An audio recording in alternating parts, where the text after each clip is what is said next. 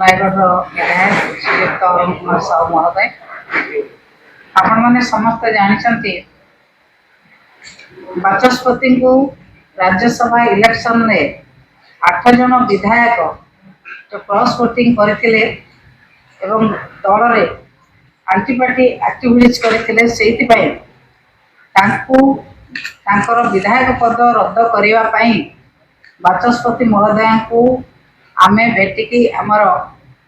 Petition देथिलु। Bachaspati महोदय बहुत दिन पर्यंत पिटिशन तांक पाखरे रखिले एवं तापरे से कहा कथार प्रभावित होई विभिन्न एमएलए विषय में विभिन्न कथा लिखिंट जे एथिरे पिटिशन में दस्तखत है नहीं प्रति पेज रे कहीं दस्तखत है नहीं किसी एमएलए लिखिंट किसी एमएलए लिखिंट जे एफिडेविट कहीं दिहला नहीं किसी एमएलए लिखिंट हाँ से दल रे पार्टी मीटिंग अटेंड करथिले ये जो कथा बाचस्पति महोदय करछन्ते आमी जेते पिटिशन देइछु से जदि चाहितांते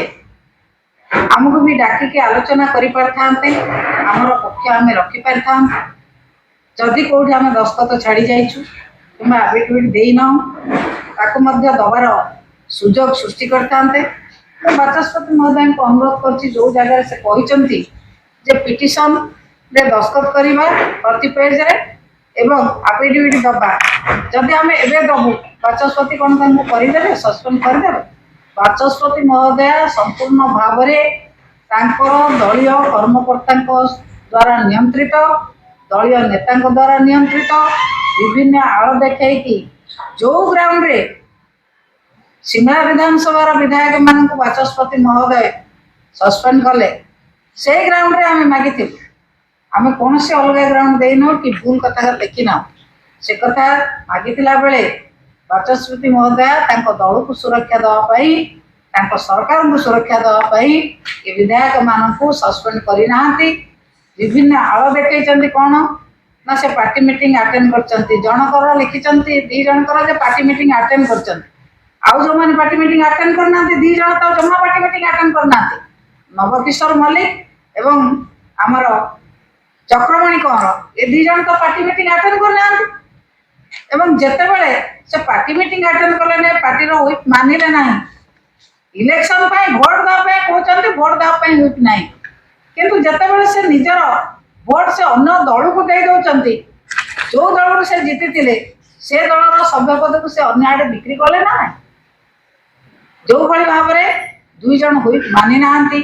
अन्य माने दल रो कथा को मानि नाहंती दल रो निष्पत्ति को मानि नाहंती दल नेता कथा को मानि नाहंती तांको विरुद्ध रे दल विरुद्ध रे जाई से वोट देइचंती क्रॉस वोटिंग करचंती जो कथा नहीं कि आमे पिटिशन देथिल बाचस्पति महोदय को से आज जो निष्पत्ति नैचंती से निष्पत्ति रे आमे मर्माहत